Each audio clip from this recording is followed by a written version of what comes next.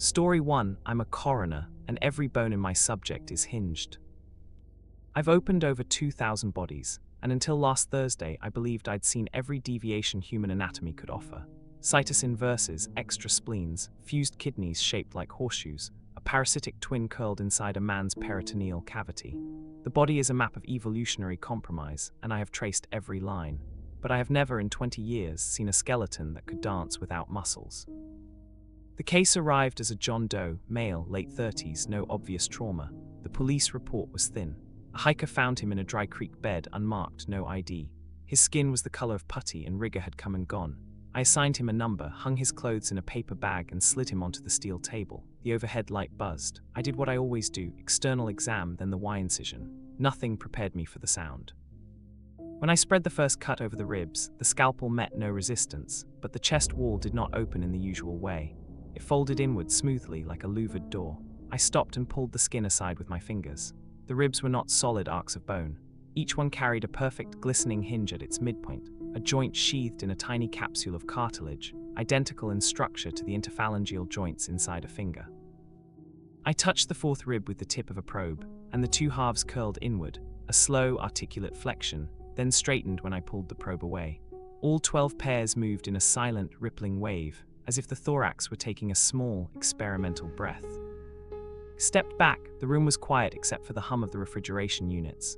I have a rule: when the body does something you cannot explain, stop, photograph everything. I took over 300 images before I touched the blade again, but the photographs only deepened the question. I extended the Y incision up over the clavicles and found both of them bisected at the midpoint by saddle-shaped joints, the kind that gives thumbs their rotational freedom. The shoulders were no longer fixed struts. I could press them forward, and they folded like a bird, folding its wings into a posture no human skeleton had ever worn.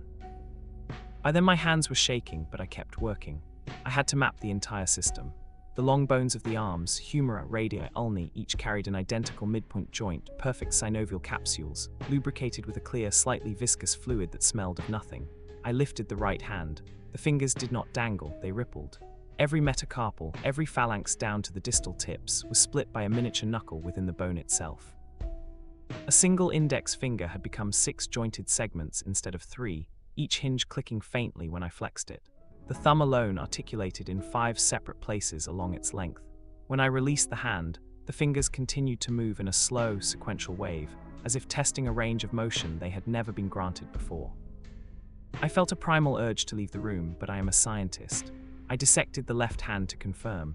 Identical. I turned to the legs. The femurs, tibias, fibulas, all bisected lengthwise by polished articulations, the bones capable of shortening or folding laterally like carpenter's rulers. The patellae were split into 2 winking halves held by a thread of cartilage. The feet replicated the hands, metatarsals and tarsals with their own silent knuckles, the calcaneus hinged, the toes rippling with excessive internal joints.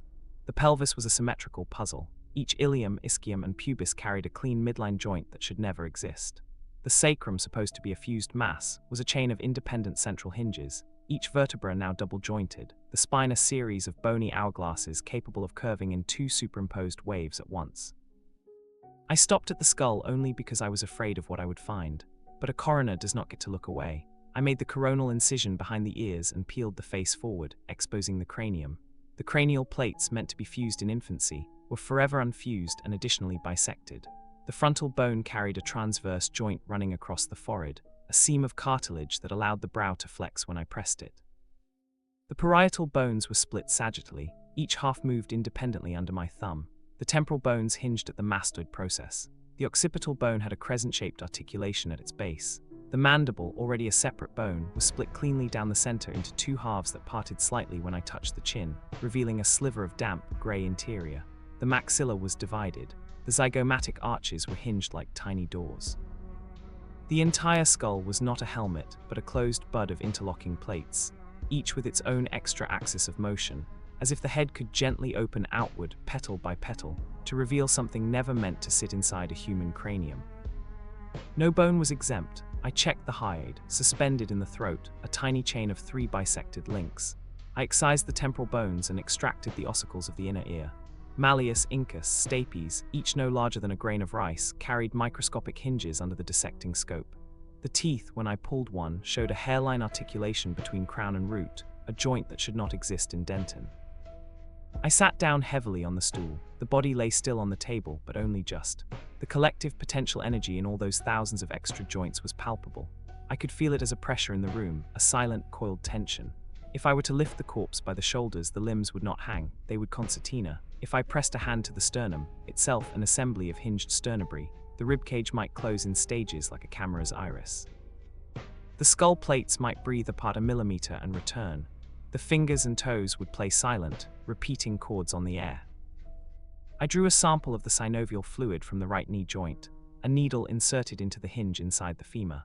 Under the microscope, it was a clear field that should have shown the branching chains of hyaluronic acid, the glycoproteins, the lubricin.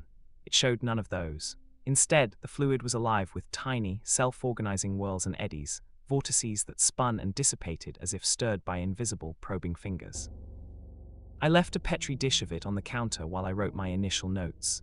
When I looked back an hour later, the fluid had arranged itself into a precise geometric pattern, a series of interlocking spirals that mapped the exact hinge configuration of the skeleton on the table. It was not a chemical reaction. It was a message, or a blueprint, or a memory. I know what you are thinking. A hoax, an art project, a genetic mutation. I thought the same. I ran radiographs, CT scans, MRI. The hinges were osseous, integrated, perfectly innervated and vascularized. There was no scar tissue, no signs of surgery.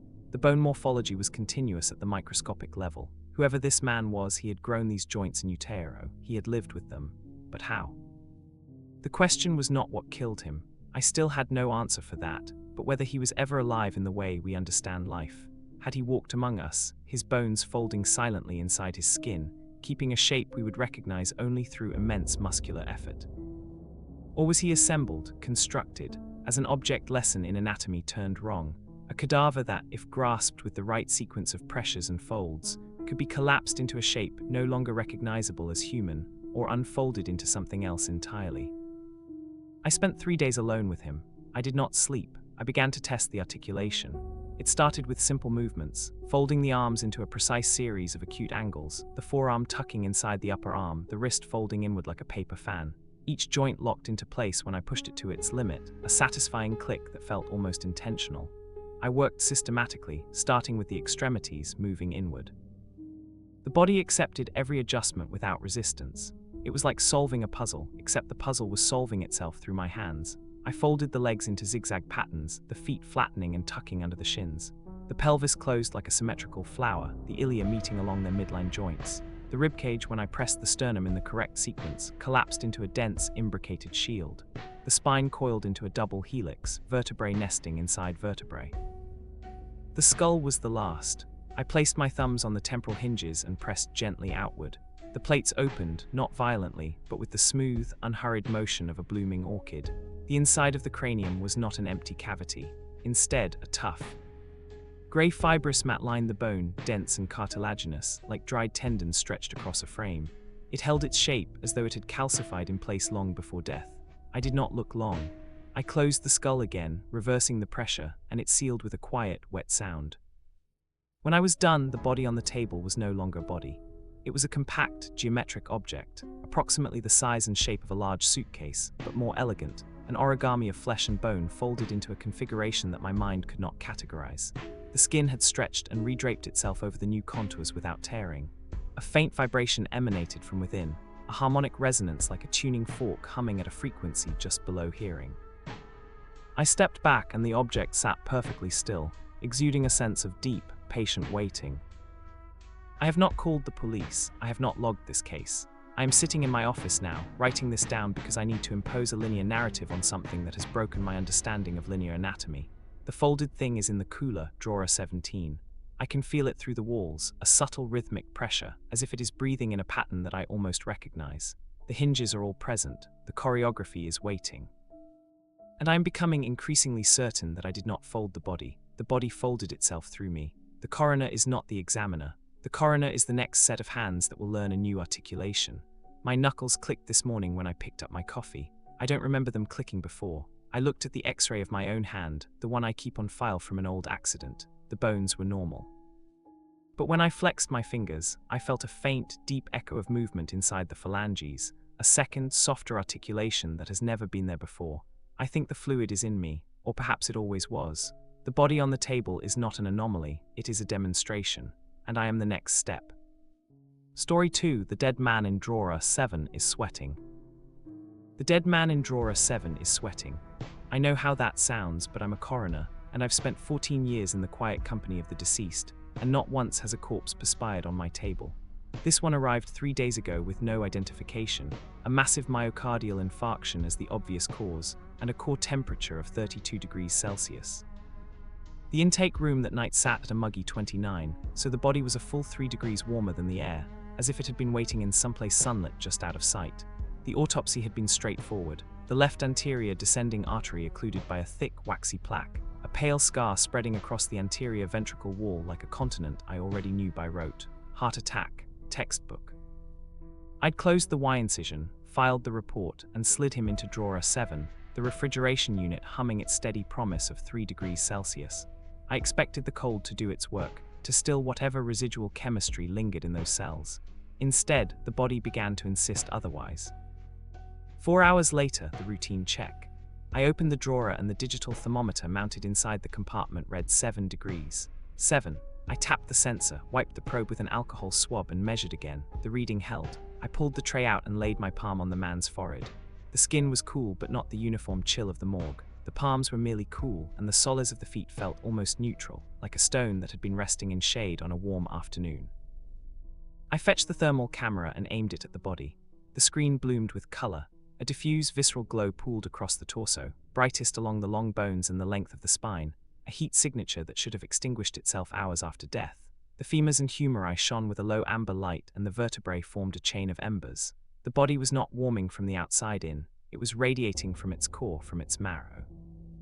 A small, quiet detail from the autopsy resurfaced then, the kind of thing you log without thinking because it doesn't fit any pathology you know.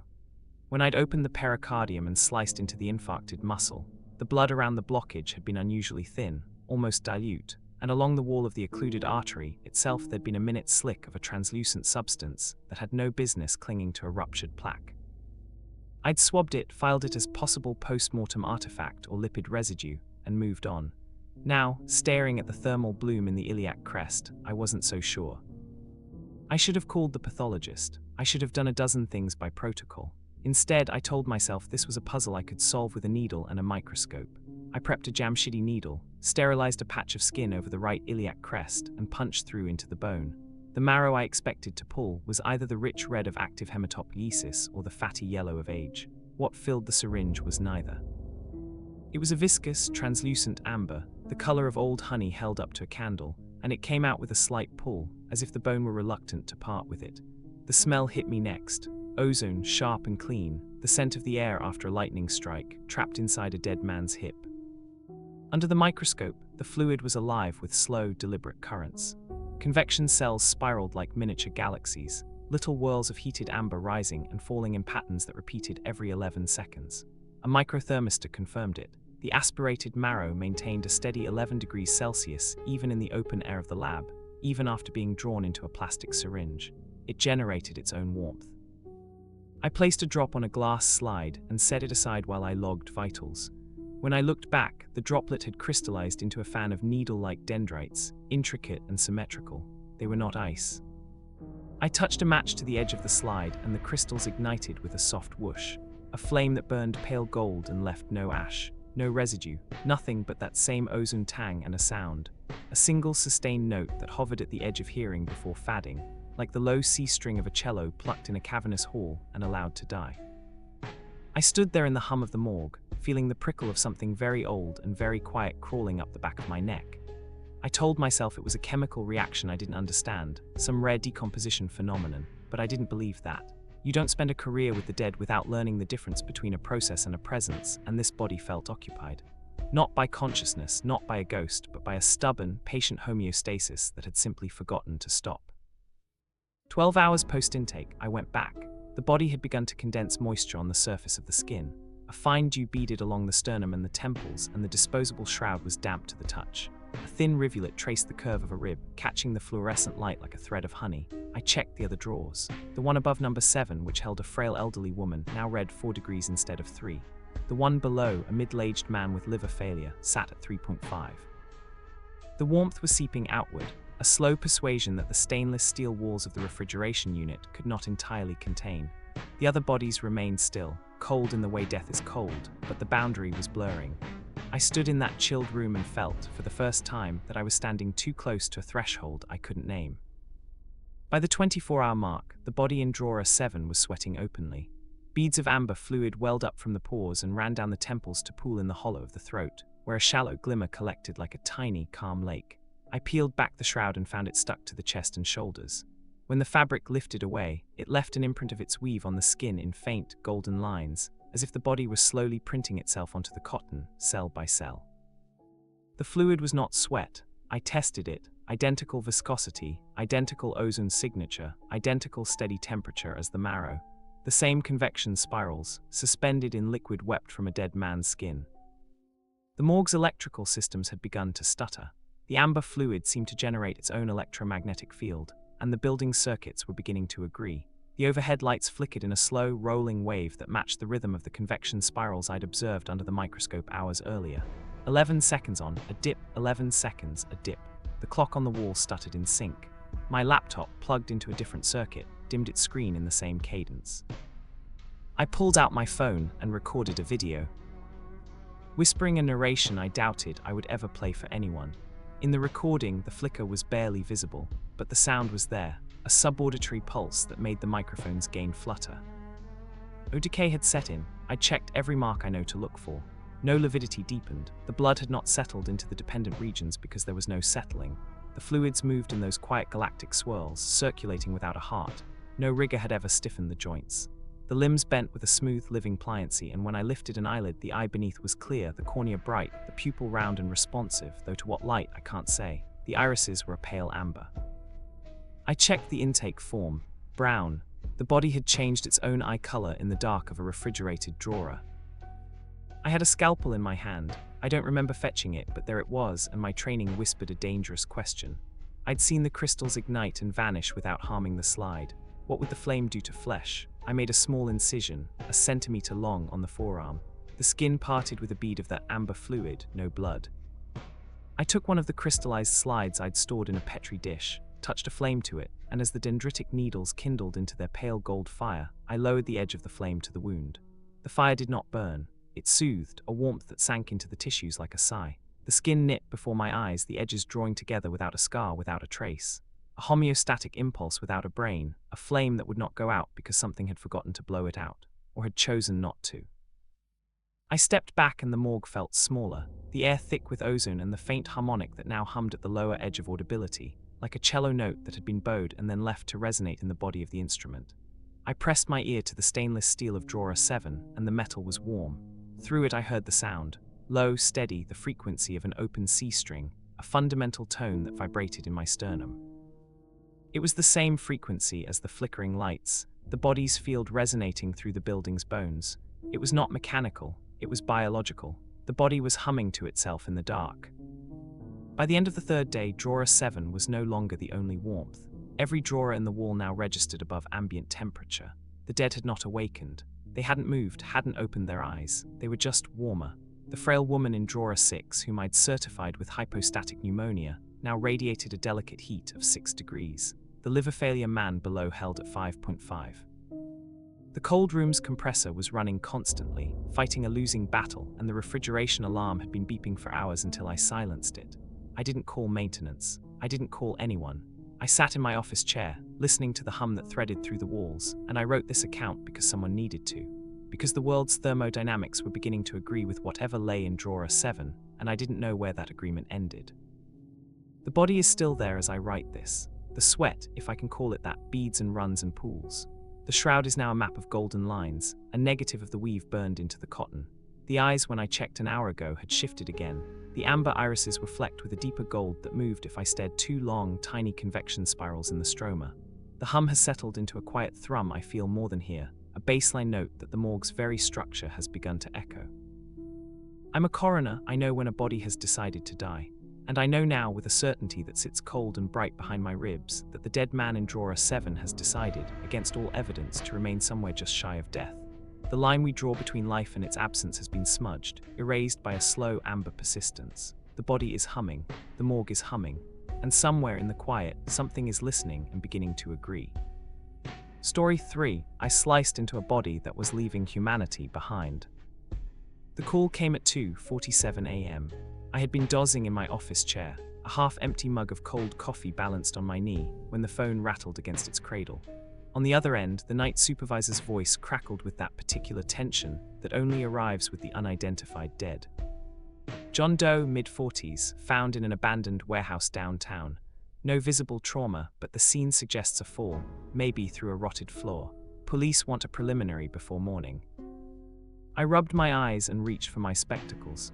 23 years as chief pathologist for the county medical examiner's office, and still, the dead surprised me. I told myself that was why I stayed, the endless capacity of human flesh to defy expectation. The morgue was quiet at this hour, lit only by cold fluorescence and the green glow of monitors. The body lay on the stainless steel table, draped in white, looking less like a man and more like a topographic map of loss. I performed the external examination with mechanical precision. No scars, no tattoos, no identifying marks. The face was unremarkable, a face that could have belonged to anyone, which meant it belonged to no one. But then I noticed the bruising. A mottled purplish contusion spread across the left occipital region of his scalp, and when I palpated gently, I felt a subtle depression beneath the skin, a depressed skull fracture, likely from a blow to the back of the head. There were also abrasions on his forearms, consistent with trying to break a fall. The warehouse, I thought. He must have stepped onto a weak mezzanine and dropped 20 feet, landing on his head. I made the Y incision with practiced hands, the blade tracing from each shoulder down to the sternum, meeting at the xiphoid process before continuing south. The smell of formalin and blood filled the room, a perfume I'd long ceased to notice. I removed the sternum with the bone saw, the wine echoing off tile walls, and began my systematic survey. Lungs clear, heart unremarkable, liver slightly fatty but nothing pathological. Then I opened the cranial vault. A thin film of subdural blood coated the right hemisphere, the conta-coupe injury from the fall. The brain was swollen with early signs of herniation. Cause of death was straightforward, blunt force trauma to the head with subsequent intracranial hemorrhage. He probably died within minutes, unconscious, alone in that crumbling warehouse. That should have been the end of it. A sad, accidental death of a nameless man. I dictated the preliminary findings into my recorder and turned to examine the spine for any fracture that might have contributed. That's when everything changed. At first, I thought my fingers were playing tricks on me. The vertebrae at the lower thoracic level felt wrong, too smooth, too continuous, like running my hand over polished ivory rather than the knobby, irregular chain of human bone. I paused, frowned, and retrieved a bright examination light. The rib cage was normal, 12 pairs, standard articulation, but when I traced the posterior attachments, my breath caught. Where the ribs met the spine, the vertebrae were subtly wrong. I leaned closer, my nose inches from the exposed tissue. The 7th thoracic vertebra appeared normal, typical human anatomy, but at T8 everything changed. I counted carefully, T8. The vertebral body was present and unremarkable, but the transverse processes were entirely absent. Not atrophied, not fractured, absent as though they had never existed. In their place, the 8th rib articulated directly with a smooth, polished facet on the side of the centrum, a shallow ball and socket joint that gleamed with an unnatural luminosity. It was the articulation of a snake's rib, designed for flexibility and lateral undulation, not for the rigid axial loading of an upright primate. My hands began to tremble. I set down my scalpel and forced myself to breathe. I continued downward. T9 was worse. The vertebra had simplified into an elongated oval, its articular facets reduced to shallow depressions. The rib attached to a socket that allowed a range of motion far beyond human parameters, 30, maybe 40 degrees of freedom, where a normal rib would be constrained to perhaps 5. The spinous process was little more than a vestigial nub. And then T10. I had to sit down. I pulled my rolling stool closer and stared. The T10 vertebra was almost entirely smooth, a lozenge of bone perhaps 2 inches long, with no landmarks save 2 symmetrical dimples on either side where the extra ribs attached. A faint ridge ran along its dorsal surface, marking where the spinal cord had once passed, but even that was disappearing, the neural arch reduced to a whisper. I pressed my gloved finger to the bone. It felt wrong, soft in places, and when I pushed, it bent with a subtle, unnatural give, like cartilage that had forgotten it was supposed to be hard. That should have been impossible. The body had been dead for at least 48 hours. I checked T11, my heart pounding. Normal, completely normal, all anatomical landmarks present. The transformation, and I knew that was the only word for it, had halted mid-stride. But why? The fall, the head injury. He died before it could finish. I called for my assistant, Maya, who had been dozing in the break room. She arrived bleary-eyed, but her eyes snapped open when she saw my face. "What is it, doctor? Look at this spine, tell me what you see." She leaned over, her brow furrowing. "Is this some kind of congenital defect?" "No," I said slowly. "Defects are chaotic, messy. This works, Maya. Look at the articulation, it's elegant, biomechanically sound. The joint surfaces are polished, almost machined. This isn't pathology, this is design." I retrieved a bone biopsy needle and extracted a small core from the marrow of T9. The marrow was different, denser, almost cartilaginous, with a gelatinous quality. I mounted a smear on a slide and placed it under the microscope. The cells were wrong, undifferentiated, clustered in nests that resembled embryonic notochord remnants, the primitive axial structure that in normal human development regresses and disappears before birth. But these cells weren't regressing. They were present at the time of death and remained frozen where they once thrived. Somewhere deep in the trabeculae, a developmental program that should have been switched off 25 years ago was still running, silently, patiently, like a computer program minimized to the taskbar up until his heart stopped.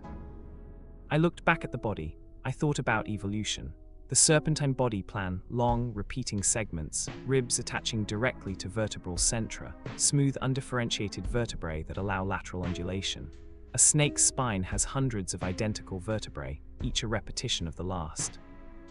This man had been in the process of becoming that. His skeleton was caught mid-transformation, frozen in time, not because the process had stopped, but because he had stopped. The fall had killed him before his metamorphosis could complete. The thoracic vertebrae were simplifying, losing human distinctiveness. The ribs were shifting attachments. The spinal cord was reducing, as though preparing to abandon fine motor control for something more primitive, more instinctual. "Dr. Maya's voice was small. What does this mean?" I didn't answer. I was counting vertebrae again, finger tracing downward. T8, T9, T10. The transformation halted at T11. But what if it hadn't halted? What if it was still ongoing in the living, just too slow to perceive? I thought about the notochord cells. In an embryo, they direct the formation of the entire axial skeleton. In an adult, they're silent. But here they were active, remodeling bone from the inside out, dissolving old structures, and laying down new ones according to a blueprint that had no place in the human genome. If this body had lived another month, I said, my voice barely above a whisper, the rest of the spine would have transformed. T11, T12, the lumbar vertebrae, the sacrum, the legs would have followed, the femurs shortened, the pelvis rotated, the hip joints becoming ball and socket articulations for a completely different mode of locomotion. The arms, too, there's no room in the serpentine plan for appendages. Everything would have simplified into an elongated tube of repeating segments, powered by muscles arranged in long, undulating waves. Maya stepped back, pale. "You're saying this man was turning into a snake?" "I'm saying," I replied, "that he was turning into something that moved like a snake, that thought like a snake. His brain might have been changing as well. The human neocortex takes a lot of energy. If you're lying on your belly all day, waiting for prey, you don't need that much processing power." I gestured to the body. "Look at it, Maya. It's not a disease, it's a metamorphosis. And it was only halfway complete when he fell through that warehouse floor. That accident, that stupid, random fall, is the only reason he didn't finish." The silence stretched like a held breath. The monitors hummed. The fluorescent lights flickered once, twice, then steadied. I finished the autopsy mechanically, documenting every finding, measuring every vertebra, photographing every angle. I collected tissue samples and stored them in the cryofreezer. I wrote my preliminary report in clinical language that almost obscured the horror. Skeletal abnormalities consistent with progressive vertebral simplification, etiology unknown. Cause of death, blunt force head trauma with subdural hematoma. I signed and filed it. But as I walked to my car in the grey pre-dawn light, I couldn't shake that smooth, lozenge-shaped bone. I couldn't stop thinking about the notochord remnants, waiting. Waiting for what? For the environmental trigger that would restart the transformation. And what had triggered it in this man? Something in that warehouse. Something in his environment, his diet, his genes. I got into my car and sat for a long moment, hands on the steering wheel. I thought about the trigger itself, whatever it was that had activated that dormant program in him. A specific combination of conditions, a chemical residue, a frequency, something that might exist in only one place on Earth, or in a handful of places we hadn't catalogued. That warehouse hadn't been special to anyone else, just another crumbling building in a forgotten district. But maybe something inside it had reached into this man's marrow and begun to rewrite his skeleton. And what would happen if that signal found someone who didn't fall through a rotted floor? The body on the table had been a snapshot, a still frame from a film that was never developed because that projector had been smashed by a 2-story fall, but the projector wasn't unique. I started the engine and drove home. I didn't sleep that night. I lay in bed, staring at the ceiling, replaying the geometry of that lozenge-shaped vertebra over and over. I told myself that the only reason that man hadn't become something else was that he fell and cracked his skull. I told myself I wasn't exploring abandoned warehouses, wasn't exposed to whatever trigger he'd encountered. But that didn't comfort me, because this man couldn't have been the only one. There are other bodies out there, other people walking through their lives, unaware of what's waking up inside their bones. If that projector had been running inside him, his own marrow, his own cells, and only stopped because he fell and cracked his skull, then why wouldn't there be others? Why would he be the only one whose transformation had been triggered?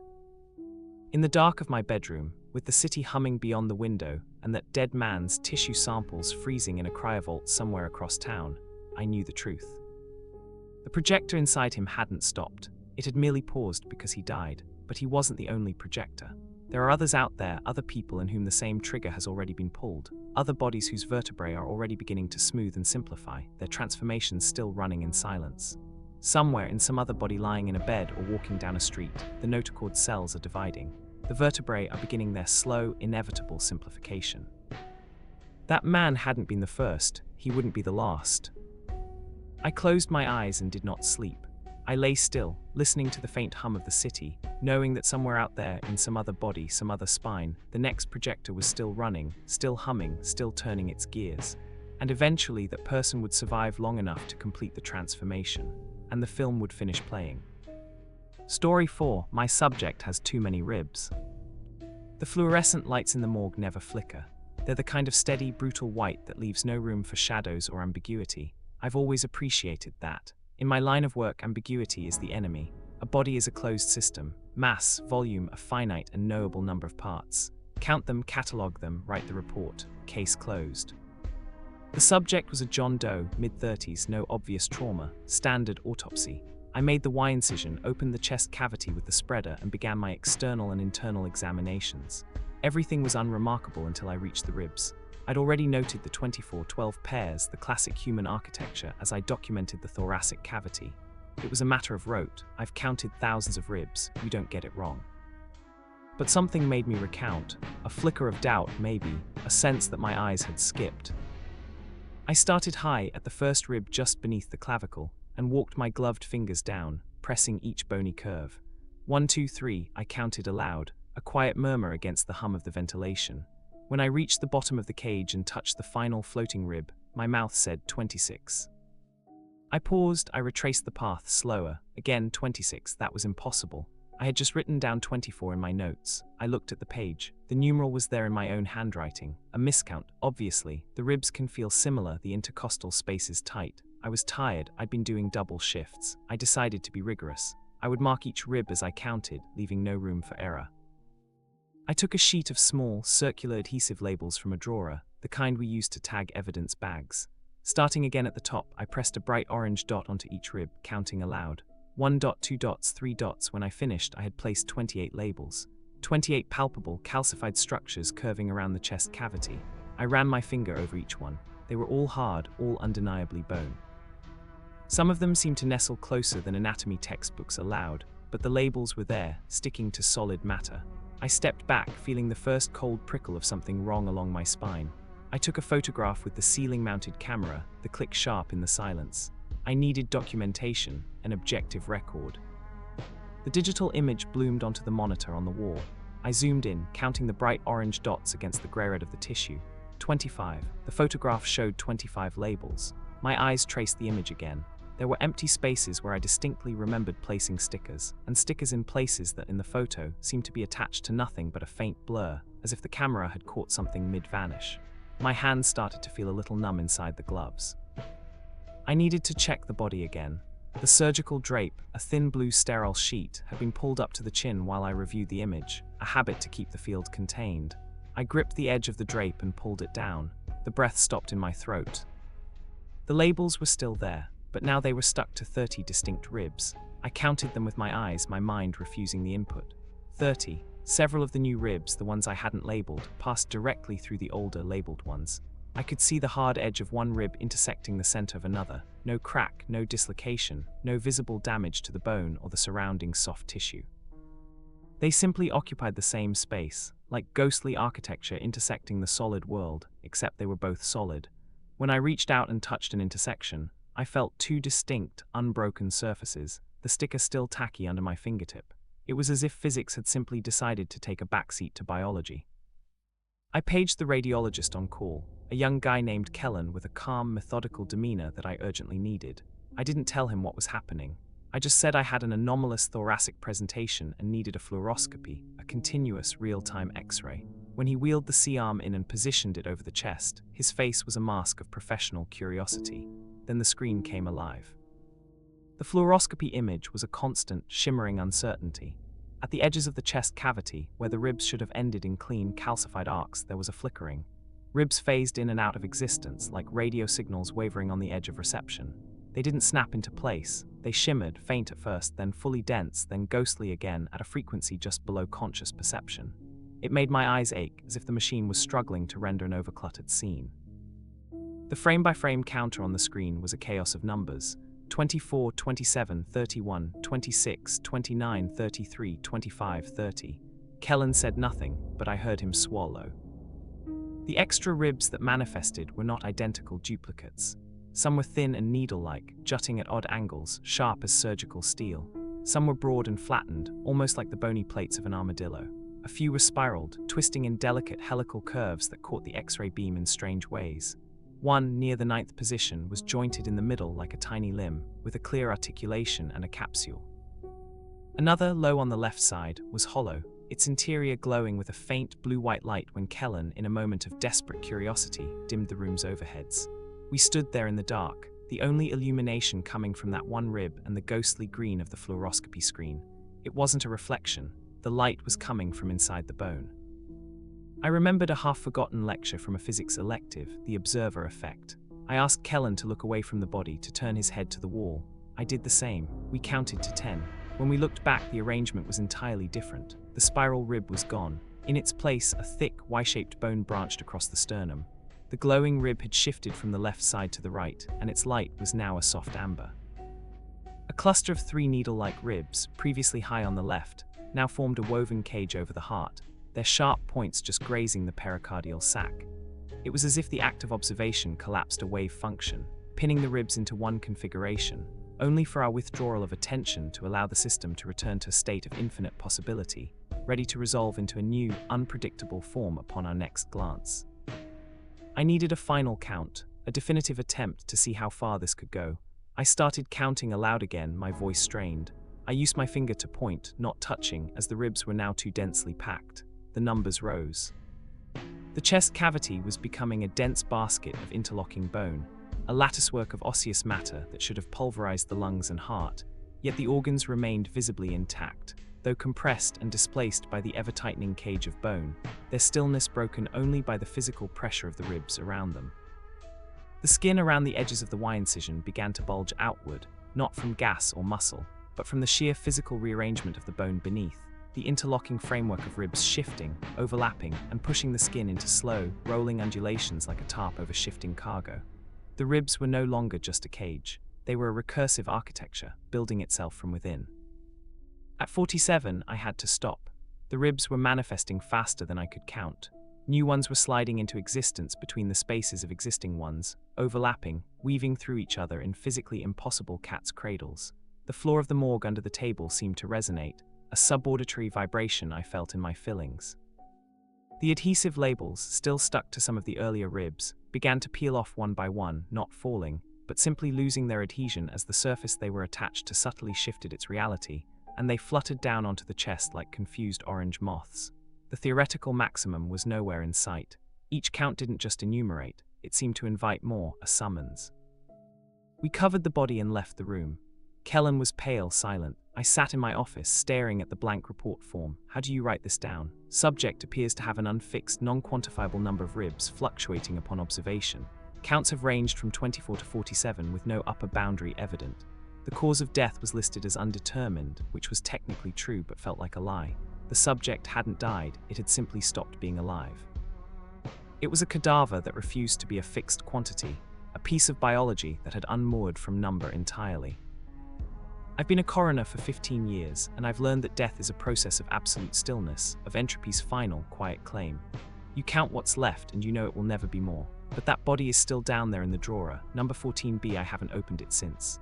Sometimes, late at night, when the morgue is quiet, I think I can hear a faint, dense crackling from behind the steel door, a sound like a forest of bone growing in the dark. I don't know what it is now. I don't think the term rib count even applies anymore. It is a reminder that some things are not meant to be measured, and that the universe has edges we should not try to number.